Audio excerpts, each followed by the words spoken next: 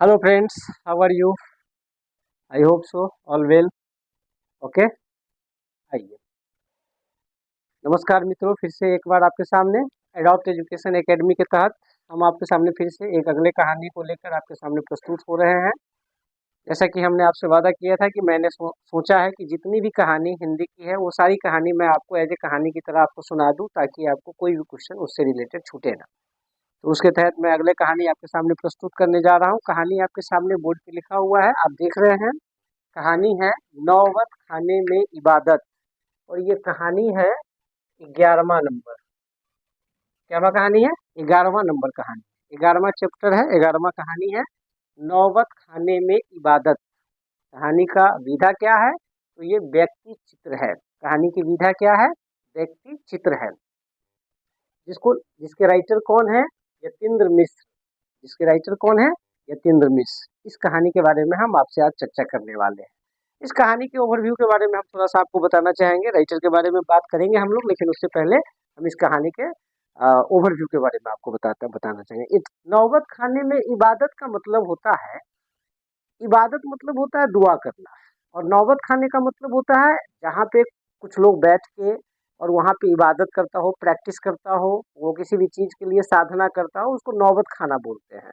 नौबत खाना ऐसा भी हो सकता है, जैसे हर जगह पे नौबत खाना का मीनिंग अलग हो जाता है। अगर आपके घर पे नौबत खाना है तो उसका मीनिंग हो जाता है वहाँ पे आपके चार दोस्त आएंगे, वहाँ बैठेंगे, गप सरक्का होगी, ये नौबत खाना हो गया।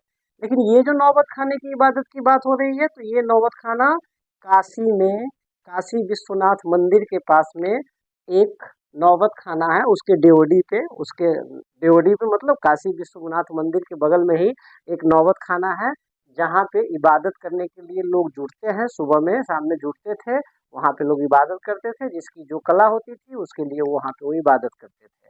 उसी की ये कहानी आज हम आपके सामने प्रस्तुत करने जा रहे हैं। तो हर बार की भांति इस बार भी आपको भी पता है कि कहानी में कहानी से ज्यादा उसके राइटर के बारे में परीक्षाओं में पूछे जाते हैं। तो पहले हम उसके राइटर के बारे में जाने। राइटर काफी ही ब्रिलियंट तरीके से आप देखेंगे तो काफी ब्रिलियंट दिखता है। उम्र तो वो काफी कम है, लेकिन काफी ब्रिलियंट दिखते हैं। जैसे सबसे पहले हम उनके जन्म की बात करें। कहानी के में जो राइटर है, राइटर का नाम क्या हो गया? यतीन्द्र मिश्र। क्या नाम हुआ? यतीन्द्र मिश्र। और उनका जन्म कहाँ हुआ था? अयोध्या। बड़ी अभी अयोध्या चल रही है ट्रेंड में, जिसको हम लोग सेठी भाषा में कहें, अयोध्या चल रही है ट्रेंड में। क्यों चल रही है ट्रेंड में? क्योंकि अभी राम मंदिर का राम लल्ला का मंदिर का स्थापना होने जा रहा है। 22 तारीख को उद्घाटन है, आपको पता है।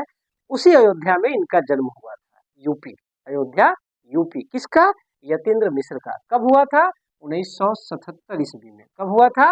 1977 ईस्वी में। तो इस प्रकार से राइटर के दो क्वेश्चन आपके सामने आ गए। पहला कि यतीन्द्र मिश्र का जन्म कहाँ हुआ था? तो अयोध्या यानी यूपी। कब हुआ था? तो 1971 ईस्वी में, सॉरी 1977 ईस्वी में। अब उसके बाद आगे बात करें उनके उनके बारे में, तो यहाँ पे लिखा हुआ है, वे लखनऊ विश्वविद्यालय से हिंदी और साहित्य में एमए किए। कहाँ? लखनऊ विश्वविद्यालय, लखनऊ से हिंदी और साहित्य में एमए किए। और उसके बाद फिर उन्होंने वृत्ति में और भी सारे काम चुने। वृत्ति में वो इस लेखिका के क्षेत्र में ही रहे। जैसे उनकी सबसे तीन काव्य मतलब कविता जो प्रस्तुत किया किया उन्होंने, वो है एक यदा कदा, एक नंबर यदा कदा, दूसरा अयोध्या तथा अन्य कविताएं, और तीसरा दयोढ़ी पर आलाप। ये इनकी तीन कविताएं हैं। इनकी? यतीन्द्र मिश्र की। आपको पता है राइटर के बारे में, राइटर के और भी कवि राइटर, जैसे मान लीजिए यहाँ पे नौबत खाने में इबादत, इसकी रचना किसने किया? तो यतीन्द्र मिश्र। लेकिन कभी कभी अंदर से भी पूछ देता है कि दयोढ़ी पे आलाप किसने लिखा? तो यतीन्द्र मिश्र ने। तो इसकी आपकी संज्ञा, इसके बारे में आपको अंदर में आपको संज्ञान होना जरूरी है। अब उन्होंने कुछ पुस्तक भी लिखा, जैसे पहला पुस्तक गिरिजा, दूसरा पुस्तक देवप्रिय। गिरिजा एक बहुत बड़े गायिका है, उसके उसके उसके उसके उसके संदर्भ में ये कहानी है। गिरिजा। और देवप्रिय जो है वो भी इसी महाकाव्य महाकाव्य टाइप का एक कविता का किताब इन्होंने भी लिखा, देवप्रिय। उसके बाद पुस्तक के साथ साथ उन्होंने पत्रिका का संपादन किया। पत्रिका में सबसे पहले इन्होंने हाथी पत्रिका का संपादन किया। किस पत्रिका का? हाथी पत्रिका का। उसके बाद ये सहित दूसरा पत्रिका हो गया। अब उसके बाद विमला देवी फाउंडेशन में ये 1990 से अब तक उसमें लगे हुए हैं, अभी तक उसमें वही काम कर रहे हैं। अब इस क्रम में इन्हें पुरस्कार की बात करें तो ये एक ऐसा सिंगल कवि है जिसको मैंने पूरे सभी चैप्टरों में देखा, जितना पुरस्कार इसको मिला है उतना पुरस्कार अन्य किसी कवि को नहीं मिला। उसमें से कुछ इंपॉर्टेंट चीज मैं आपके सामने रख रहा हूँ। जैसे इनको भारत भूषण अग्रवाल पुरस्कार मिला, और भारत भूषण पुरस्कार मिला, अग्रवाल पुरस्कार मिला। उसके साथ उन्हें कई फेलोशिप मिला हुआ है, कई फेलोशिप मिला हुआ है, और बहुत सारा पुरस्कार भी मिला हुआ है। वो आप चाहे तो किताब में से देख सकते हैं, मतलब बहुत सारा पुरस्कार मिला हुआ है। वैसे परीक्षा में पुरस्कार से रिलेटेड सवाल आपको राइटर से रिलेटेड कम ही मिलेंगे, वो नहीं मिलते, ना के बराबर मिलते हैं। तो आगे हम लोग बात करें तो ये सारी इनकी कृति हो गई, ये इनका पुरस्कार हो गया, ये उनका जन्म हो गया, और ये उनकी कहानी हो गई पढ़ाई लिखाई से जुड़ी हुई चीजें। अब हम आपको बिना समय गवाए लिए चलते हैं कहानी। कहानी जो है, अभी हमने आपको बात किया, कहानी जो है नौबत खाने में इबादत नाम है, और कहानी की विधा क्या है तो व्यक्ति चित्र। कहानी की विधा क्या है तो व्यक्ति चित्र। अब बात करें व्यक्ति चित्र कहानी की विधा है, कहानी की विधा व्यक्ति चित्र है। अब ये जो कहानी वो किस पे लिखा गया है तो प्रसिद्ध शहनाई वादक, प्रसिद्ध शहनाई वादक, भारत रत्न प्राप्त उस्ताद बिस्मिल्लाह खां की ये कहानी है। इसकी प्रसिद्ध शहनाई वादक भारत रत्न प्राप्त उस्ताद बिस्मिल्लाह खां की ये कहानी है। उस्ताद बिस्मिल्लाह खां जिसके नाम से शहनाई को जाना जाता है, अगर हम उस्ताद बिस्मिल्लाह खां कह दिए इसका मतलब शहनाई की बात हो रही है, शहनाई कह दिए तो उस्ताद बिस्मिल्लाह खां की बात हो गई। शहनाई के बारे में आप जानते हो, शादी विवाह में वो शहनाई बजती रहती है, वो शहनाई का बीन धुन बजता रहता है, और वो आपके गांव समाज में वो पी पी करके बजता रहता है, ऐसे हॉर्न मतलब भोपो टाइप से रहता है, उसको शहनाई कहते हैं। शहनाई म्यूजिक आप बजाइएगा ना आपको समझ में आ जाएगा वो कैसे धुन उसका एक अलग होता है, पे करके धुन होता है। उसी शहनाई वादक के बारे में बात हो रही है। ये वो शख्स है जिन्होंने शहनाई को एक अलग मुकाम दिया। शहनाई के धुन अगर उनका बजता था तो लोगों के आंखों से मोती निकलते थे। शहनाई सुख और दुख दोनों में बजाया जाता है। ये एक ऐसा वाद्य यंत्र है, ये वाद्य यंत्र है जिसको, इसको वाद्य यंत्र नहीं, इसको शास्त्रांत यंत्र कहा गया है। वाद्य यंत्रों के श्रेणी में इसे नहीं रखा गया है। तो ये ऐसा यंत्र है जो सुख दुख सब में बजाया जाता है। बात तब की है जब अमरुद्दीन, अमरुद्दीन का मतलब क्या हो गया बिस्मिल्लाह खां, अमरुद्दीन का मतलब क्या हो गया बिस्मिल्लाह खां। बिस्मिल्लाह खां का बचपन का नाम क्या था अमरुद्दीन, और इनके भाई का नाम क्या था तो शमसुद्दीन। कहा क्या नाम था अमरुद्दीन और शमसुद्दीन। अमरुद्दीन 6 साल के थे तब की एक बात की कहानी में जिक्र किया गया है, और जब उनके भाई 9 साल के थे तब की एक कहानी, तब की ये कहानी में शुरुआत में ये जिक्र किया गया है। जिक्र क्या किया गया है, सबसे पहले आप ये देख लीजिए अमरुद्दीन, अमरुद्दीन का मतलब अभी मैंने आपको क्या बताया बिस्मिल्लाह खां, आप शायद समझ रहे होंगे। ये अमरुद्दीन का ही नाम है बिस्मिल्लाह खां, बचपन में उनका नाम था अमरुद्दीन, आगे चल के उनका नाम उस्ताद बिस्मिल्लाह खां हो गया। उस्ताद का मतलब समझ ही रहे हैं, बहुत बड़े टीचर्स, बहुत बड़े उपाधि प्राप्त करने के बाद आदमी को उस्ताद का उपाधि मिलता है। उस्ताद मतलब गुरु, उस्ताद मतलब गुरु, महागुरु उस्ताद। उनका अमरुद्दीन, अमरुद्दीन की बात करें तो अमरुद्दीन का जन्म जो हुआ था डुमराव में हुआ था। कहाँ कब हुआ, कहाँ हुआ था डुमराव, कहाँ पड़ता है तो बिहार में। अच्छा ये बिहार के ही थे, जी हाँ ये बिहार के ही थे, और इनका रहन सहन जो है वो काशी में। ये कहानी पूरी तरह से काशी पे ही लिखी गई है। तो इनका जन्म हुआ था, वो हुआ था डुमराव के, बिहार डुमराव में, डुमराव में बिहार के एक गांव है डुमराव, वहां हुआ था। और अमरुद्दीन 5 साल, 5-6 साल डुमराव में रहे, बाद में नाना के यहाँ काशी चले गए, नाना के यहाँ काशी चले गए। इनके पिताजी, इनके दादाजी, परदादा डुमराव में ही रहे हैं।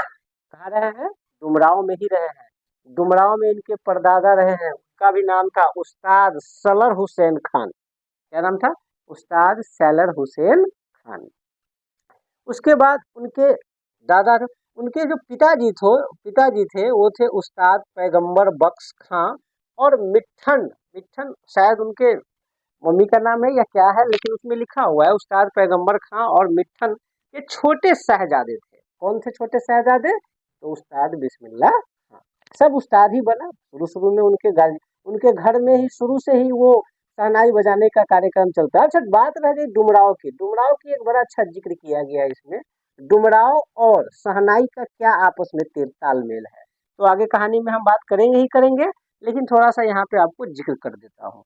शहनाई आप बजते हुए कभी देखिएगा ना, तो उसमें एक रीड लगल रहता है।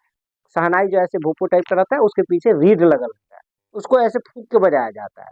तो वो रीड के अंदर जो फॉब बना होता है, रीड के अंदर जो फॉब बना रहता है, रीड के अंदर जो फॉब बना होता है, वो डुमराव के सरेह में खेत उत में नदी के पास में वो रीड जो है वो उस रीड मतलब एक तरह का खड़ हो गया, वो उस गांव में बहुत फलता फूलता है। तो डुमराव में इसीलिए वो शहनाई का पूरा एकदम बेहतरीन उस्ताद सब वहाँ जन्म लिए हुए।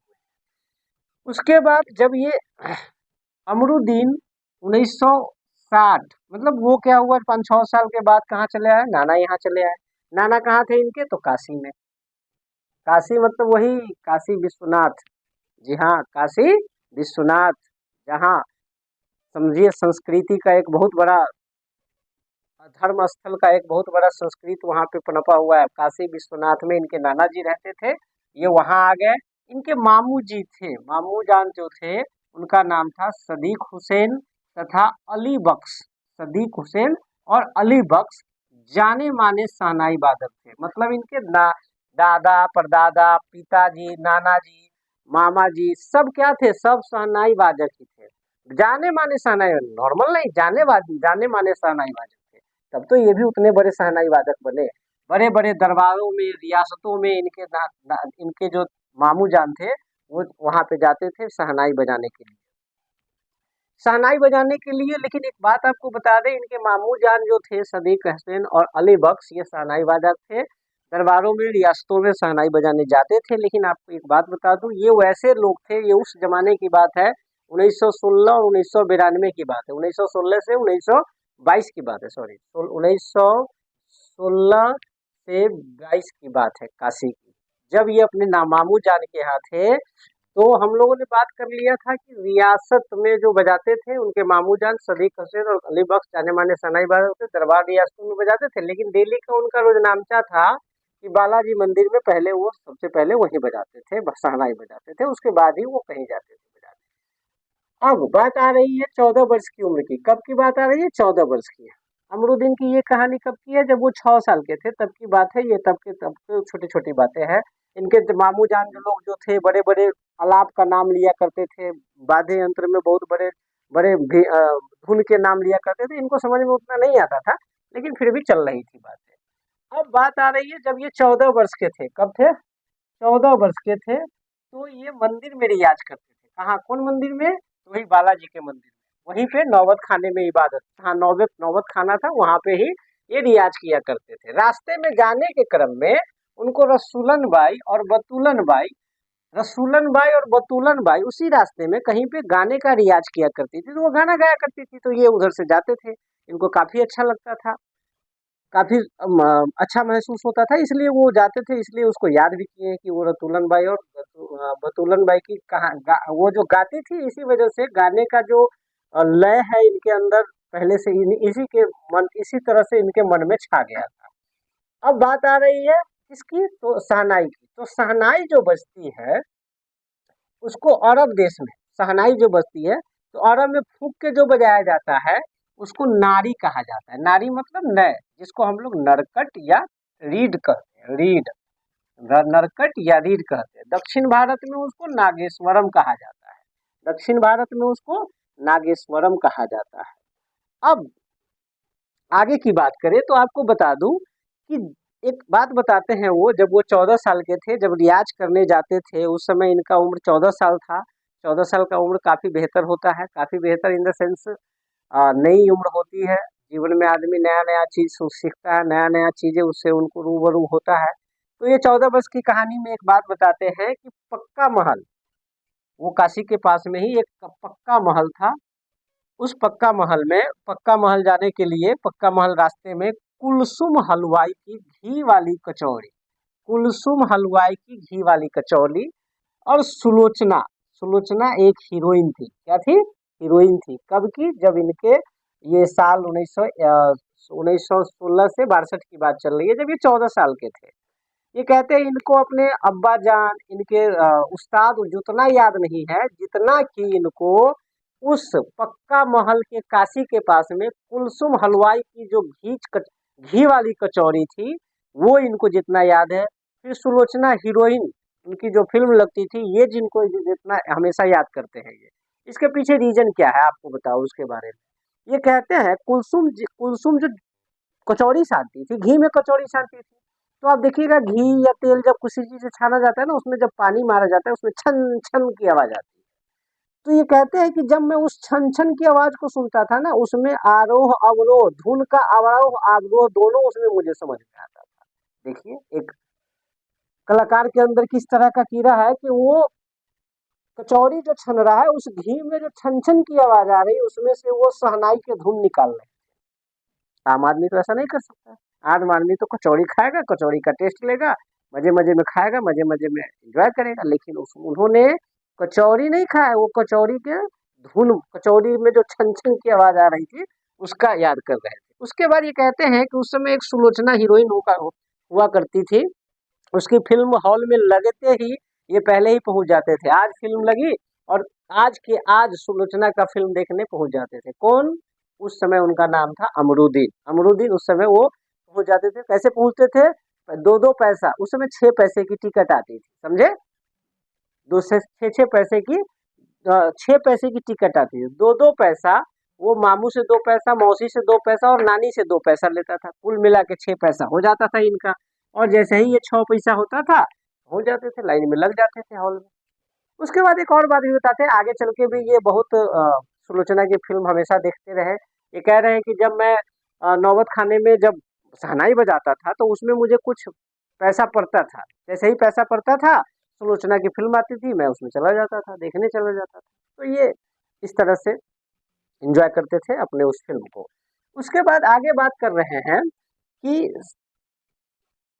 काशी में, अच्छा उसके बाद ये आगे बात कर रहे हैं कि इस तरह से इन्होंने रियाज किया, सीखा, हर दिन आगे चलते रहे।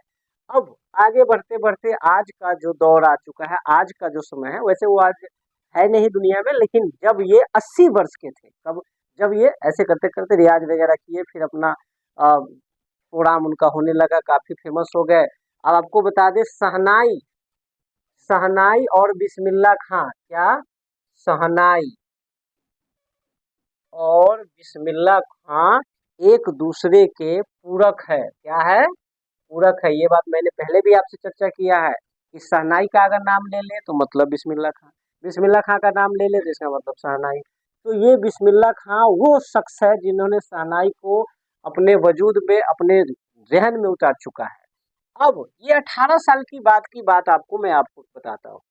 एक बार की बात वो करते हैं कि जब वो 18 साल के थे, खुदा के सामने 5 वक्त नमाज पढ़ा करते थे, नमाज दिया करते थे। और कहते हैं कि उस 5 नमाज में वो गिड़गिड़ाते थे, खुदा के पास में नमाज के बाद गिड़गिड़ाते थे। जैसे आदमी पूजा करता है तो उस समय कुछ मांगता है ना भगवान से कि हे भगवान मुझे ये दो, वो दो, ऐसे दो, ऐसे दो, ये सब चीज मांगता है। उसी प्रकार से जब ये 5 वक्त नमाज किया करते थे, नमाज के बाद ये कह रहे हैं कि खुदा के सामने गिड़गिड़ाते थे और गिड़गिड़ाते थे, और उसमें खुदा से मांगते क्या थे? ये मालिक मुझे सुर बख्श दो, मुझे सुर बख्श दो। मतलब ये हुआ कि इतने बड़े प्रसिद्ध कलाकार, इतने बड़े फेमस आर्टिस्ट, जिनकी अगर हम बात करें तो जिनके नाम से शहनाई को जाना जाता है, वो आदमी 80 वर्ष की उम्र में भी खुदा के सामने, उनको ऐसा लग रहा था कि मैं अभी भी परिपूर्ण नहीं हूँ। और प्रैक्टिस, रियाज पूरा करने के साथ साथ, कर्म शहनाई बजाने के साथ साथ वो खुदा के सामने रियाज कर रहे हैं और गिड़गिड़ा रहे हैं कि हे खुदा मुझे सुर बकस दो। और उनको ऐसा लगता है कि शायद कभी न कभी खुदा मेरे झोले में सुर बकस देंगे और बोलेंगे ले कमरुद्दीन जा खा ले, और उस दिन मैं परिपूर्ण हो जाऊंगा। ये एक बड़े कलाकार की एक बहुत अच्छी चिन्हासी होती है, जो इतने बड़े होने के बावजूद भी अपने आप को बड़ा नहीं मानते हैं। और यही वजह है कि आज बिस्मिल्लाह खां, शहनाई एक दूसरे के पूरक है, पर्यायवाची है एक दूसरे के, ये कह सकते हैं। इस बीच में इसी चीज को जिक्र करते हुए एक और बात आपके सामने आता है, हिरण की कहानी। इस कहानी में जिक्र की गई है हिरण की कहानी। हिरण के बारे में आप जानते होइएगा, आप लोगों ने हिरण को देखा है जीवन में, शायद देखे होंगे। अगर नहीं भी देखे होइएगा तो देख लीजिएगा, टीवी मोबाइल दुनिया जहान में देख लीजिएगा। रियल में तो शायद नहीं देखे होंगे, क्योंकि वो जंगलों में ज्यादा मिलता है। वो पशु वो पालतू तो होता नहीं, वो जंगलों में दिखता है। हिरन को आप देखिएगा ना, वो हमेशा दौड़ता ही रहता है, वो हमेशा दौड़ता ही रहता है। क्यों दौड़ता रहता है, उसके रीजन बताता हूँ आपको। हिरन एक ऐसा जंतु है, ऐसा जीव है, हिरन एक ऐसा पशु है जिसके शरीर से एक बहुत अलग तरह की खुशबू आती है। इतना अच्छा खुशबू आती है ना, उस खुशबू से हिरन खुद मग्न होता है। और उस खुशबू को, उसके बारे में उसको पता नहीं होता है कि वो उसी के शरीर से आ रहा है। और उस खुशबू को ढूंढने के लिए वो पूरे जंगल में घूमता रहता है, दौड़ता रहता है कि पता नहीं वो खुशबू कहाँ है। ये उदाहरण दिया गया है इस बिस्मिल्लाह खां के शहनाई में, जो गिड़गिड़ाते हैं अपने खुदा के सामने, सजदा करते हैं कि मुझे सुर बकस दीजिए। सोचिए, जो जिसके नाम से शहनाई को जाना जाता है, वह आदमी खुदा के सामने गिड़गिड़ा रहा है। तो इनकी कहानी कुछ हिरन जैसी मिलती जुलती है, ऐसा कहानी में जिक्र किया गया है। अब आगे बात करते हैं। इस कहानी में एक पर्व का बात किया गया है, आप लोग जानते होंगे। एक पर्व होता है मुसलमानों का जिसको मुहर्रम कहते हैं। जानते हैं मुहर्रम, बिल्कुल जानते होंगे। मुहर्रम हमारे गांव समाज में मनाया जाता है, अच्छे तरीके से मनाया जाता है। सब लोग उसमें भाग लेते हैं, उसमें मेला वगैरह भी लगता है। हम लोग देखने में जाते हैं, हम लोग खुद जाते हैं देखने, मेला उला। तो मुहर्रम लगता है। और वो मुहर्रम किस चीज का होता है, तो वो मैं आपको बता दूं। शिया मुसलमान, क्या शिया मुसलमान लोग हजरत इमाम हुसैन, हजरत इमाम हुसैन की कुर्बानी और उसके उसके परंपरा के कुर्बानी, उसके वंशज की जो कुर्बानी दिया, उस कुर्बानी के गम में मुहर्रम मनाते हैं। और ये जो मुहर्रम है, ये 10 दिन का पर्व होता है। ये 10 दिन का पर्व होता है और इसको शोक का पर्व कहा जाता है। लेकिन आज ट्रेंड बदल चुका है, बहुत सारे लोग इसको खूब इंजॉय करके मनाते हैं, खूब जबरदस्त तरीके से मनाते हैं। लेकिन ये शोक का पर्व होता है। बिस्मिल्लाह खां कहते हैं कि जब ये मुहर्रम शुरू होता है तो मैं 10 दिन किसी पार्टी फंक्शन में नहीं जाता हूँ, कहीं भी शहनाई नहीं बजाता हूँ। इनके घर में ऐसी परंपरा रही है, तो और ये 10 दिन तक ले नहीं बजाते हैं। 8वां दिन के लिए काफी खास है।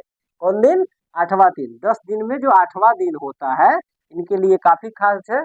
इस 7 दिन वो पूरा मौन धारण करके रखते हैं, और 8वां दिन खड़े होके 8 किलोमीटर दूर पैदल चलते हैं और शहनाई बजाते हैं। और शहनाई में कोई आलाप नहीं बजाते, एकदम एक शोक का धुन बजाते हैं 8वां दिन। और इस तरह से वो हजरत इमाम मोहम्मद के इस पर्व को मनाते हैं, और इस प्रकार से ये पर्व खत्म होता है। लेकिन आज तो ये अलग बात हो चुकी है, मुहर्रम को एकदम अलग तरीके से मनाया जाता है। फिर भी आज भी बहुत सारे शिया मुसलमान हैं जो इसको शोक का पर्व ही मानते हैं और मनाते हैं। इस प्रकार से ये एक मुहर्रम पर्व का भी इसमें जिक्र किया गया है। और उसके बाद बात बात में ही कभी कभी वो कहते हैं, बात बात में कभी कभी वो कहते हैं कि काश हे कोई इनसे पूछता है कि अब आज कहाँ जाने का प्लान है, तो वो कहते हैं कि काशी छोड़ के कहाँ जाए। काशी में गंगा मैया है, काशी में बालाजी है, काशी में कालधर कलधर हनुमान जी है, बस काशी में बाबा बालेश्वर, क्या बालाजी मंदिर है, काशी विश्वनाथ है, सब काशी में है। तो मैं कहाँ जाऊँ काशी को छोड़ के। तो अब तो मैं काशी में ही मुझे सारा गुण मिला, सारा चीज मैंने यहीं से सीखा। शहनाई का पूरा सीख मैंने यहीं से सीखा, मेरे उस्ताद यहाँ थे।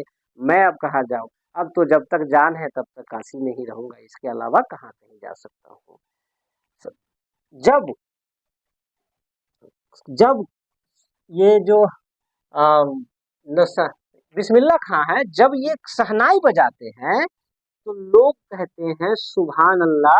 तो बिस्मिल्लाह खां के दिल से निकलता है अल्हम्दुलिल्लाह, उनका एक ये शुभकामना है। जब लोग इनके शहनाई सुनते हैं तो इनकी शहनाई सुन के लोगों की आंखों से ना मोती बहने लगते हैं। इतना मधुर और मीठा शहनाई बजाते हैं, इतना दुख भरी शहनाई भी बजा देते हैं कि लोगों के आंखों से आंसू आने लगते हैं। तो लोग कहते हैं, दुनिया कहती है सुभान अल्लाह, तो बिस्मिल्लाह खां कहते हैं अल्हम्दुलिल्लाह। अब इस तरह से इनकी ये उम्र हो चुकी है, 80 पार कर चुके हैं। इनको भारत रत्न मिल चुका है। क्या मिल चुका है? भारत रत्न। यहाँ भी लिखा हुआ है प्रसिद्ध शहनाई वादक भारत रत्न उस्ताद बिस्मिल्लाह खां। जब आपको भारत रत्न मिल जाता है तो आपके नाम के पहले जुड़ जाता है भारत रत्न। जो भी नाम हो आपका, आपके नाम के पहले जुड़ जाएगा भारत रत्न एक्स कुमार, ऐसे नाम जुड़ जाएगा आपका। तो इनका नाम के आगे जुड़ चुका है प्रसिद्ध शहनाई वादक भारत रत्न उस्ताद बिस्मिल्लाह खां। तो इनको भारत रत्न मिल चुका है, बहुत फेमस हो चुके हैं। एक बात ही बात में इनकी एक शिष्या है, शिष्या मतलब स्टूडेंट है, वो इनको कहते हैं कि बाबा आप इतने बड़े इतने बड़े उस्ताद है, इतने बड़े शहनाई वादक है, आपको भारत रत्न तक मिल चुका है और आपसे कोई मिलने आता है तो आप उससे ऐसे ही तहमद, फटी तहमद, फटी तहमद, फटी तहमद पहन के चले जाते हैं। तो शिष्य कही कि आप इतने बड़े उस्ताद है, इतने बड़े भारत रत्न मिल चुके हैं और जब कोई आपसे मिलने आता है तो आप ये फटी हुई तहमद पहन के चले जाते हैं। तहमद मतलब आपको समझ में नहीं आ रहा होगा, तहमद मतलब धोती, तहमद मतलब धोती, धोती पहन के चले आते, धोती पहन के चले जाते हैं। तो बिस्मिल्लाह खां कहते हैं धत पगली, सहारा के तुमको नहीं न पता है, हमको ये जो भारत रत्न मिला है वो धोतिया पर थोड़ी ना मिला है, वो तो हमको शहनाई बजाने पर न मिला है। तो धोती का है, धोती फटा हुआ है तो फटा हुआ है, उससे कोई फर्क नहीं पड़ता है। अब मैं तो अपने खुदा से यही दुआ करता हूँ कि धोती फटी है तो फटी रहे, कोई दिक्कत नहीं है, लेकिन सुर फट ना जाए मेरा। सुर अगर ठीक रहेगा तो धोती से कोई लेना देना नहीं है, लेकिन कोई बात नहीं है, अगली बार से मैं तुम्हारी इस बात पर ध्यान दूंगा, धोती पहन के अच्छा जाऊंगा। ये इसमें ये जिक्र किया गया है। और इस प्रकार से इन्होंने अपने जीवन की करीब की सारी सारी घटनाओं यहाँ पे जिक्र किया है कि कैसे वो गांव डुमराव से जन्म लिए, 5-6 साल वहाँ रहे, फिर उसके बाद काशी आ गए मामू जी के साथ, नाना जी के साथ। हाँ, एक और बात इन्होंने जिक्र किया है कहानी में कि इनके नाना जी रियाज किया करते थे तो वो शहनाई बजाते थे, तो इनका शहनाई जो है काफी फेमस था। और इनके नाना जी शहनाई काफी अच्छा बजाते थे। तो बच्चा का स्वभाव देखिए क्या सोच रहे हैं, वो सोच रहे हैं कि वो जब नाना जी जब शहनाई बजा के चले जाते थे तो ये खुद जाते थे और वो सोचते थे नाना जी कौन शहनाई बजा रहे हैं, वो ढूंढने लगते थे और एक एक करके एक बजाते थे, उसमें से मीठा आवाज नहीं आता था वो छोड़ देते, फिर दूसरा उठाते थे, उठाते बजाते थे, नहीं होता तो छोड़ देते थे। उनको लगता था कि नाना जी के पास एक स्पेशल शहनाई जो खूब अच्छा बजता है। देखिए बच्चे का स्वभाव। लेकिन बात है कि वो शहनाई अच्छा नहीं बज रहा था, वो उनको बजाने अच्छा आता था, इसलिए वो ऐसा बज रहा था और उनको लग रहा था कि शहनाई में ऐसी बात है। एक और बात इसमें कहा गया है कि जब ये बिस्मिल्लाह खां शहनाई बजाते थे तो रीड जो होती थी ना, रीड, ये जो रीड होती है, वो जो रीड मतलब आप नहीं समझ रहे हैं, इसका मतलब समझ रहे हैं तो आप कोई अच्छी बात है, नहीं समझ रहे तो फिर से मैं आपको एक बात समझाता हूँ। रीड मतलब आपके गांव समाज में एक बाजा बजता होगा शहनाई टाइप का, पी करके बजता रहता है, पो पो पो पो पो पो करके बजता रहता है, उसको फूक के बजाया जाता है। उसमें एक छोटा सा नरकट लगल रहता है, उसमें 2-3 गो सुतरी में बांधल रहता है, एक से वीडियो किया, ऐसे फूका, ऐसे फूका, फूक के उसमें क्या होता है, फूकने के बाद उसमें थोड़ा सा थूक आ जाती है, थूक आने के बाद क्या होता है वो भीग जाता है, तो उसको हटा के फिर दूसरा लगाता है, फिर उसमें दूसरा लगाया जाता है। इस तरह से बार बार चेंज कर करके लगाया जाता है। आप देखिएगा कभी कभी पूजा पाठ में भी ये माना उना वाला गांव समाज में पूजा रहता है, उसमें भी वो बजता रहता है। तो बिस्मिल्लाह खां का जो रीड था वो 15 से 20 मिनट चलता था, 15 से 20 मिनट एक रीड चलते थे और उसके बाद वो फिर दूसरा रीड बदल देते थे। इस प्रकार से वो रीड बजाया करते थे।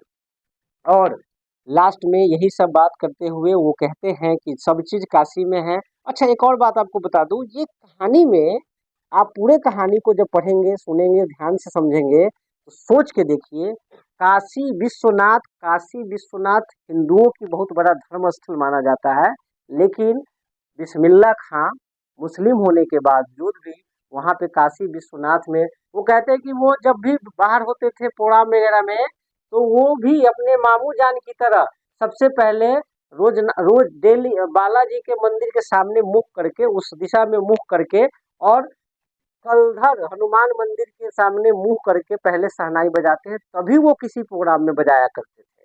तो सोचिए, एक दूसरे धर्म के प्रति उनका आस्था कितना अच्छा था। आज आज देख लीजिए आज समय कैसा हो गया, धर्म के पीछे लोग पड़ा हुआ है।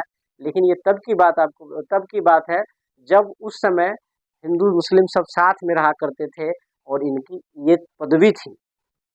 और कहते हैं कि वो काशी में, अगर आप काशी में जाएंगे तो काशी में आपको, काशी में संस्कृति, भारत की पूरी संस्कृति आपको देखना है, काशी में चले जाइए। काशी में अगर आपको देखना है तो वहाँ जाइए, होली देखिए, रंग गुलाब देखिए, वहाँ मुस्लिमों का पर्व देखिए, हिंदुओं का पर्व देखिए, ये सब मनाया जाता था, सब लोग मिल के मनाया करते थे। लेकिन थोड़ी सी अफसोस इनको होता है, लास्ट कहानी के लास्ट में उनको अफसोस होता है। ये कहते हैं कि एक दौर था जब वो उस रास्ते से गुजरते थे, तो ये कुलसुम हलवाई की कचौरी कह रहे हैं, वो जो डेहोडी है वहाँ पे जो पक्का महल था उसके आसपास में कुलसुम हलवाई जो थी वो कचौरी छानती थी, वो कचौरी खत्म हो गया, वो सब लुप्त हो गया। वो जो काशी था, वो जो चीजें थी वो आज नहीं रहा, वो सब खत्म हो चुका है। तो इसकी थोड़ा सा उनको दुख भी जताते हैं। और इसी प्रकार से काशी का वर्णन करते हैं। और 90 साल के उम्र में, 90 वर्ष में 21 अगस्त 2006 को वो इस दुनिया से विदा हो गए। कौन? उस्ताद बिस्मिल्लाह खां। 21 अगस्त 2006 को वो इस दुनिया से विदा ले लिए, उसी काशी में मरे। काशी के बारे में आप जानते हैं, काशी ऐसा जगह है ना जहाँ आप मर गए तो अपने आप को मरगी मान लिया जाता है कि आप भाग्यशाली। आदमी मरने के बाद काशी में जाता है अपना पितृदान करने, अपना पिंडादान करने। वहाँ पिंडादान करने के बाद लोग अपने आप को भाग्यशाली मानता है। उस जगह की बात हो रही है, काशी की। तो ये सारी कहानी काशी की आपने देखा, जिसमें बिस्मिल्लाह खां एक मुस्लिम होने के बावजूद भी काशी के प्रति, वहाँ के जो धर्म है उसके प्रति उनकी जो आस्था आपको दिखा, तो ये उस समय की बात है। इस प्रकार से आज का हमारा ये कहानी उस्ताद बिस्मिल्लाह खां अर्थात नौबत खाने में इबादत समाप्त होता है। और इससे रिलेटेड जो क्वेश्चन है वो आप देख सकते हैं, आप ऐसे विचार कर सकते हैं। ऑब्जेक्टिव में आपके साथ सवाल कुछ आ सकता है इस प्रकार से, जैसे यतीन्द्र मिश्र किस कहानी के राइटर हैं? तो नौबत खाने में इबादत। नौबत खाने में इबादत कहानी की विधा क्या है? तो व्यक्ति चित्र। यतीन्द्र मिश्र का जन्म कब हुआ? 1977 में। कहाँ हुआ? अयोध्या। अयोध्या तो अभी एकदम फेमस है, आपको याद रहेगा ही रहेगा। उसके बाद इनकी जो कीर्ति है वो लिखा जाएगा, कीर्ति के बारे में पूछ सकता है। उनके मामू जान ये सब के नाम आपसे नहीं पूछा जाएगा, बस वहाँ के ये डुमराव गांव के बारे में पूछा जा सकता है। डुमराव क्या था? तो अमरुद्दीन का जन्म स्थान था, वहाँ उनके दादा परदादा रहा करते थे। उसके बाद काशी में वो नाना यहाँ आ गए, नाना यहाँ आके उन्होंने शहनाई बजाने का सीखा, उस्ताद वहाँ पे आके बहुत बड़े उस्ताद बने, वहाँ से उनको भारत रत्न मिला। वहाँ की कुछ हंसी खुशी दुख गम उन्होंने बताया, और उसके बाद लास्ट में उनकी डेथ हो गई। 21 अगस्त 2006 को दुनिया से विदा हो गया। इसी प्रकार से हमारा आज का ये कहानी समाप्त हुआ। तो आप लोग, हमें आशा है कि आप लोग फिर से इस कहानी को देखेंगे, और जिस तरह से आपने मेरे अन्य कहानी को देखा, अच्छा प्यार दिया, इसके लिए बहुत बहुत धन्यवाद आपको। और इस प्रकार से आज का भी ये कहानी खत्म होता है। Okay, thank you, wish you all the best.